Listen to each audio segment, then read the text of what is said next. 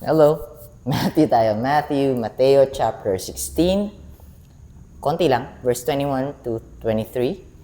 But, yeah, basa tayo. Version natin, ESD, ang salita ng Diyos. And sobrang saya nung Bible reading kanina. Na-share dun is Romans chapter 5 verse 20 to 21. Grabe yun. Sobrang diin. Sobrang caring, loving, and also just nung verses. Kasi pasok dun yung yung talagang Bible reading or part ng Bible reading, which is yung Romans chapter 5 verse 6, 7, and 8. Yung verse 7, talaga di nagsisink in sa akin yung before kasi yung scarcely, ano ba meaning nito? Yung peradventure, medyo gets ko na yun. It's perhaps, share ko ba? Ba't ba na-share yun? But anyways, if you want to go ahead and try to listen to it, if you want to be blessed by the Word of God, listen to that Bible reading earlier today. Try to, and check it out. If it's for you, check it out if God is sending it to you to bless you. Now, don't look at the messenger, right? The messenger is ugly. I know. The voice of the messenger is not pleasing to the ears. I know. But listen to the Word of God. The Word of God is the most important thing on this video. On every video that I'm putting up on the internet, the Word of God is the important thing. Not the messenger. The messenger is nothing. Just a mere vessel. I just want to share that. Gusto ko lang share yun. But, tara, basa na tayo. But let's read, guys. Let's read. Let's eat some bread for the soul. The bread is our Lord Jesus Christ. Alright. Ipinahayag ni Jesus ang kanyang kamatayan. Proclamation. But they probably wouldn't be able to get it by this time. Not yet. Alright. So may connecting verse or verse related to this somehow, maybe different perspective. Mark chapter 8 verse 31, and then Mark chapter 9 verse 1 as well. So possibly continuation yan. Alright. Tapos sa Luke chapter 9 verse 22 to 27. So, kasi yung most of the time nagko-connect different perspective lang yung gospel. So yung gospel makikita niyo yun sa Matthew, sa Mark, sa Luke, tsaka sa John. Those 4 books inside the Bible. By the way, the Bible means a collection of books or books. So, sa New Testament, nag-start yung New Testament from the book of Matthew, followed by the book of Mark, if I'm not mistaken, and then the book of Luke, and then John. And then the epistles of Apostle Paul comes next. Pero yung Acts pala, si Luke din pala nagsulat nun, the book of Acts. Susunod pala dun sa 4 gospel yung the book of Acts. Then Romans, and then so on. So, yan. Magpo 4 minutes na. So, simulan na natin. So, Matthew chapter 16, verse 21 to 23. Verse 21. Mula noon, ipinaalam na ni Jesus sa mga alagad niya na dapat siyang pumunta sa Jerusalem, at dumanas ng maraming paghihirap sa kamay ng mga pinuno ng mga Hudyo, Jews, ang mga namamahalang pari at ang mga tagapagturo ng kautusan, the law of Moses. Talking about the law of Moses. Yeah, that's the Pharisees, the Sadducees, the scribes. Scribes are the scholars. Our scholars are the scribes before. Our scholars today are the scribes before. Mas studied pa sila compared sa Pharisee kasi parang sa kanila yung scribes yun yung nag-aaral ng salita talaga. As in para silang mga walking encyclopedia ng Old Testament before. So that's important talaga dun time na yung scribes sa kanila. So not only the Pharisees, not only the Sadducees. By the way, the Sadducees are those group of people back then in Judaism that only rely on the first 5 books of Moses, Torah. So Tanakh is the Old Testament, but Torah is the first five books of the Old Testament, which is Genesis, Exodus, Leviticus, Numbers, and Deuteronomy. So, first five books. Anyways, let me just continue reading. So, tagapagturo ng kautusan at siya'y ipapapatay nila. Ngunit, sa ikatlong araw ay muli siyang mabubuhay. 22. Kaya din nila ni Pedro si Jesus sa isang tabi at sinabihan, huwag sanang ipahintulot ng Diyos. They are scared because they have the Messiah and they're about to lose Him. Siguro kahit ako Tapos hindi ko naman alam, tapos wala pa yung New Testament.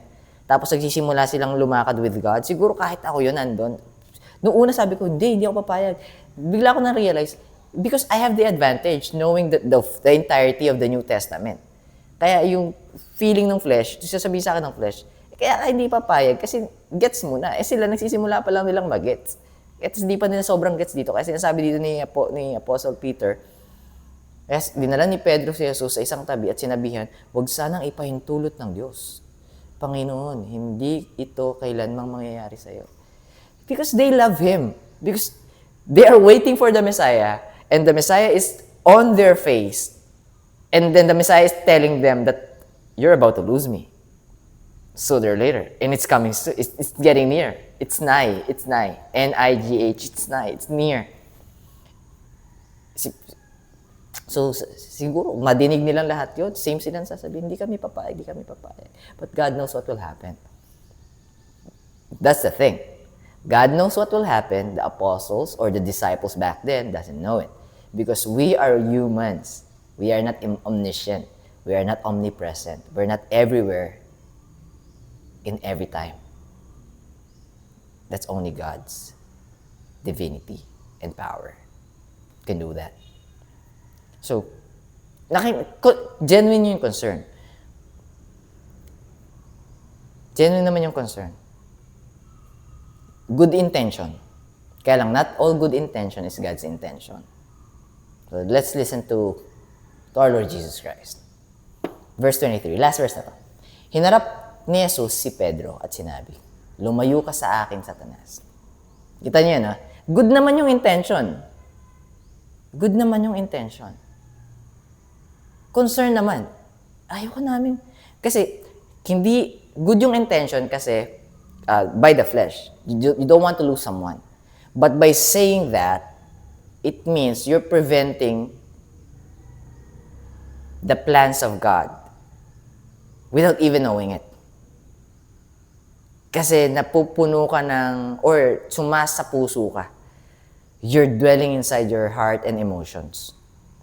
And you don't want to lose Him. You just have Him. Ilang taon pa lang tayo, Panginoon. 3 taon pa lang. Masyadong mabilis. Hindi pa kami ready. Ganun yung sinasabi ni Peter. Good intention And that's how cunning and deceiving Satan is. He will appeal to your emotions. He will use the heart, the deceitfulness of the heart. The heart is deceitful above all things, desperately wicked. Who can know it? God knows it. And Satan is abusing it. Kaya sinabi rito ng Panginoon, hindi niya sinasabihin si Peter is si Satanas. Alam niyang pinaglalaroan ng Satanas. Si Pedro. Nadideceive, napapersuade. Peter is now not listening to God, but listening to his own emotion, meaning own understanding of Peter. And not only Peter probably, because there are all humans back then still. Itong time na yon. Siyempre, ito na yung pag-asa natin. So biglang mawawala. So parang, di ka tanggap-tanggap. But God is telling them, no, you just have to listen to me. I've chosen you because I know that you will listen to me. But I know as well that Satan will try to sift you. Drag you out from my presence. Alright, 9 minutes na, sorry. Hinarap ni Jesus si Pedro at sinabi, lumayo ka sa akin, Satanas. Pinipigilan mong, nauna ako, sorry. Pinipigilan mo akong gawin ang kalooban ng Diyos. It's not Peter, but the one who's persuading Peter. Mind you guys, hindi si Peter, hindi si Satanas si Peter. But Satan can hide in sheep's clothing. Satan is a wolf hiding in sheep's clothing. Meaning, can intervene unto your thoughts, can manipulate your thoughts and your feelings. God, our Lord Jesus Christ, is talking to Satan that are currently inside Peter's mind. He rebuked Satan, not Peter. Just to make it clear, guys. Kapag kami nagsabi, nakadinig nito, nag-add ka sa text. Read the entirety of the Bible. Peter served God. Peter is a bondservant of God. After our Lord Jesus Christ, after God ascended into heaven, He pushed and promoted our Lord Jesus Christ as the one and only Savior. How can He be Satan? Satan will not go against Him. Satan will not go against himself. Yeah, print that on a shirt. Hindi gagawin ni Satan yun kasi that is a disadvantage. Hindi na nga ako, Diyos, tapos kakalabanin ko pa sarili ko. Lamang na nga siya, tapos bibigyan ko pa siya ng pabor. Hindi gagawin ni Satan yun. Kaning yun eh. Kaning si Satan eh. Wicked si Satan eh. Paano niya gagawin bigyan pa ng pabor ang Diyos? Hindi. I-deceive niya ang mga tao. I-deceive niya. But listen to the verse. Lumayo ka sa akin, Satanas.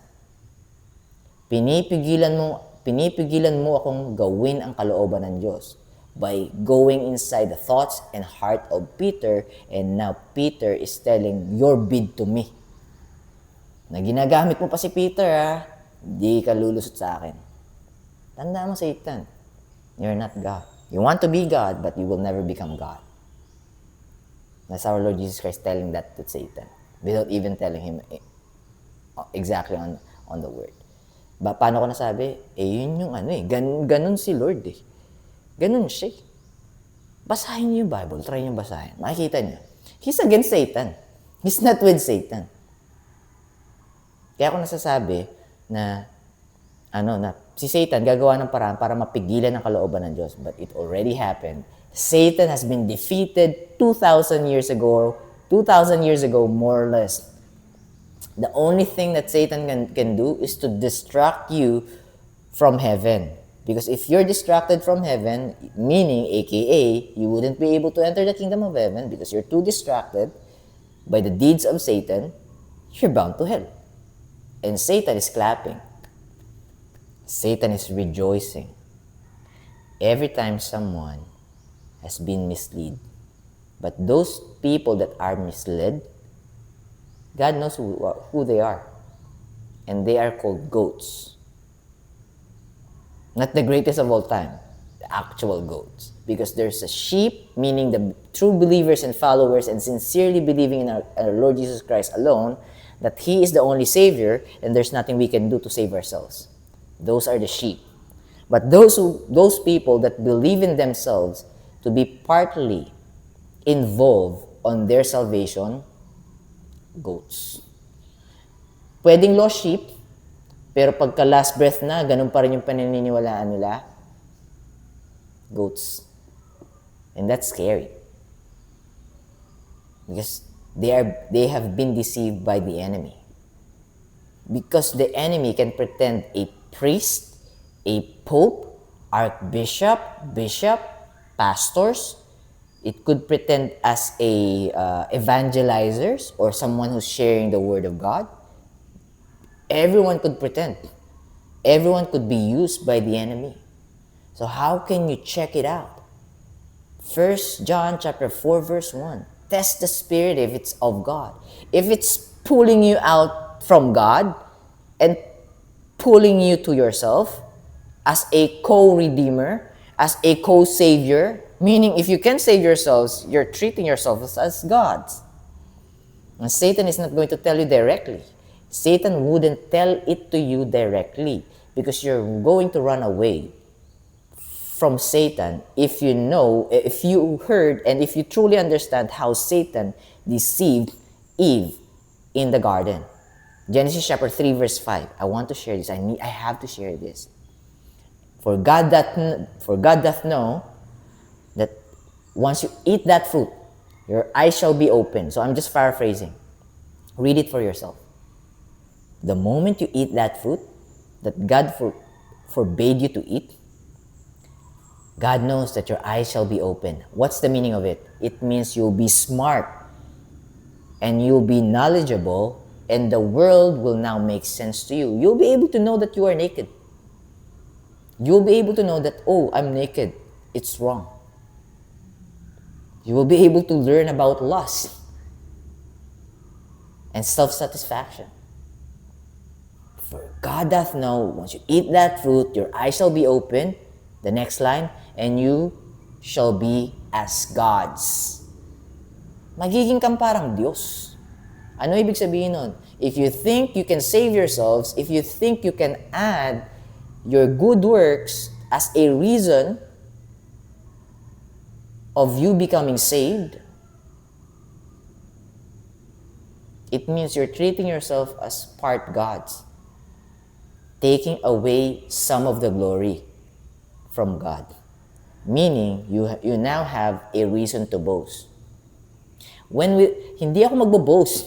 I will not be boasting, JB. I will not, sinusunod ko lang yung pastor ko, sinusunod ko lang yung pari ko. Sabi kasi nila, magpabaptize daw ako, hindi ako saved. Sabi nila, magpa-member daw ako sa congregation nila. Kung hindi ako saved. Magpabaptize daw ako para member na nila ako. Para part na nila ako. Oh, they are now the Savior? The church is now the Savior? The religion is now the Savior? When is the last time a religion can save, can give eternal life? When is the last time a church can give eternal life?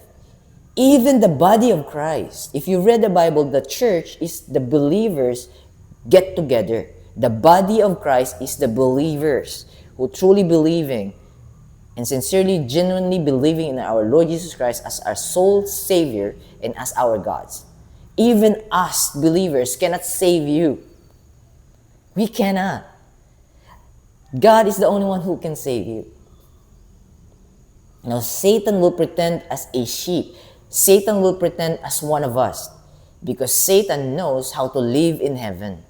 He's from there. He's just been cast out.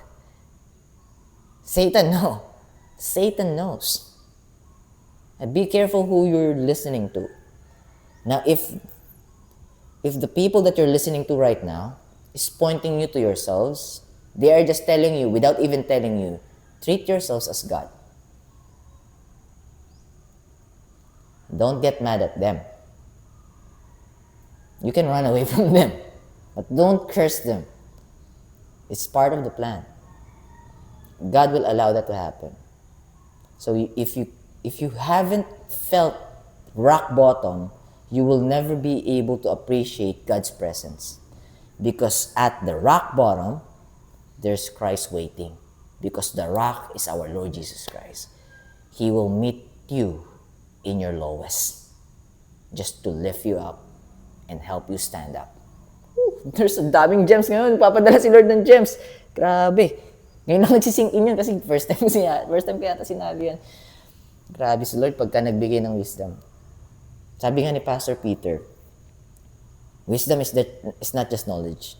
Wisdom is acting what you know, what you receive from God, doing it. It's just knowledge if you're not doing it. It will become a wisdom coming from God if you're now doing what God tells you to do.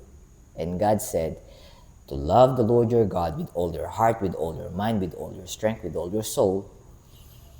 And the next one is to love your neighbor as yourself. Yung dalawang yon. Pag nagawa na natin yun, actually, yung love the Lord your God, napakadali. Kasi, pagka na-gets mo yung meaning nun, magigets mo yung meaning nun pag naramdaman mo yung pagmamahal niya. Kasi you'll start loving other beings unconditionally. You may not be able to mimic or replicate God's love towards other people kasi nandito pa rin tayo sa flesh, but you will be able to understand if you're doing it wrong or not. But God knows that you wouldn't be able to do it perfectly. Kaya nga sabi sa Psalms, chapter 37, as the steps of a good man is ordered by the Lord, and He's delighted in His way, meaning God is delighted in a good man or a good man's steps or ways. Verse 24, napaka-importante nun. Psalm chapter 37, verse 24. Though he fall, though you fall, though JB fall, He or she shall not be utterly cast down. Ibig sabihin, hindi kita i-condemn. Hindi kita papadala sa impyerno. I, the Lord, upholdeth him, you and I, in His arms, in His hands. He's the one who's holding us. Once we put our trust in Him, He's going to hold us, and He will never let us go. He won't let us go. Alright, 20 minutes na. Sorry, na-stretch ko 3 verses, tapos na-stretch ko. Grabe lang kasi, sobrang madiin kasi itong mga verses na to eh. Kasi kung babasahin mo to ng plainly, kailangan natin makita yung deeper meaning kasi. But you don't have to worry. If you haven't found the deeper meaning, just continue reading. Just continue reading. God is going to prepare you. The only reason why I've got this, kumbaga yung deeper meaning nito ngayon, kung bakit ko lang ito nagagawa, or kung nasasabi, nasi-share, because God revealed it to me. Ibig sabihin, hindi galing sa akin, galing kay God. Ngayon, kung ilalayo ka nito, yung mga sinasabi ko, nilalayo kay Lord, takbo ka na, palayo sa akin. Run away from me. Run away from me. If I'm misdirecting you or misleading you away from God, run away from me. Run away from me. I might be a wolf hiding in sheep's clothing. I might be. Test my spirit if I'm of God. Now, what I'm saying is, there's no other reason in terms of your salvation but God alone. Now, if you hear that message, do you think I'm pulling you away from God or I'm directing you towards God? Am I pulling you out of your flesh so you can deny your flesh and just submit unto God? Or am I bringing you into your flesh and follow your flesh? Now, try to check. Ask wisdom from God to discern. Maybe this verse. For the word of God is quick and powerful and sharper than any two-edged sword, piercing even to the dividing asunder of soul and spirit and of the joints and marrow, and is a discerner of the thoughts and intents of the heart. Discern the thoughts, my thoughts and my heart. What's inside of it? Discern it. How? Through the Word of God. Read the Bible. Check me out. Check me out. Now, I'm not saying by trusting in God's grace alone, we can use God's grace as a license to sin. Those who are using, I'm going to call it out. I'm going to call a spade a spade. Hindi ako mag-sugarcoat. I don't want to sugarcoat it. Kung gagamitin mo ang grasya ng Panginoon para ikaw ay malayang magkasala, kailan mo man gusto, saan mo man gusto, tapos pinoprofess mo na niligtas ka ng Panginoon, siyang Savior mo, you are fooling everyone else. You're trying to fool everyone else by fooling yourself. You can never fool God. Maybe this one could scare you a little bit. One day, on Judgment Day, one day, we'll be standing in front of God. And we will be answering unto God. We will not be answering to someone else. Only to God. Now, if you want to fool yourself, living the way you wanted, disobeying, rebelling against God, by all means, it's your soul, not mine. I'm not going to force it unto you. It's really up to you. Kaya nga yung question, pagka nagpipreach ako sa labas, di kasi mapipilit yun eh. No one forced me. I've encountered God. So if the question is, tinatanggap mo na ba ngayon ng Panginoon? Yes, we want to hear it from them.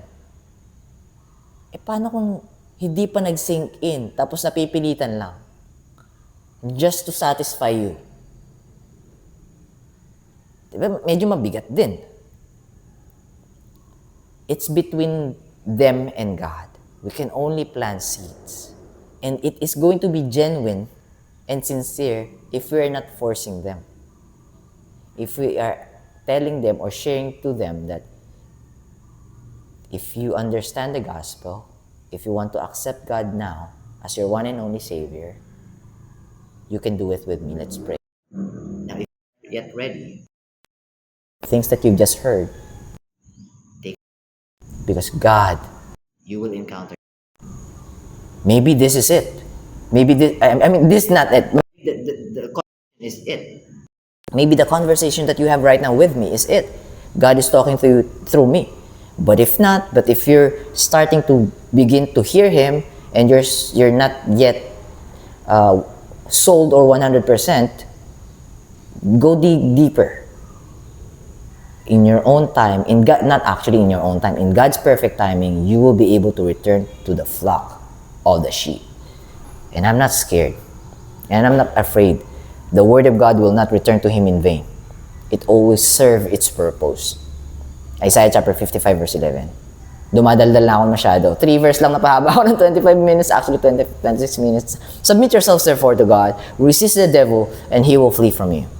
Satan is in Peter's mind and heart right now on these verses that we've read. Submit yourselves therefore to God, resist the devil, and he will flee from you. God bless you guys. Keep safe. I'll be seeing you soon. Bye for now. 26 minutes. Pagtsagaan nyo na po. Sorry.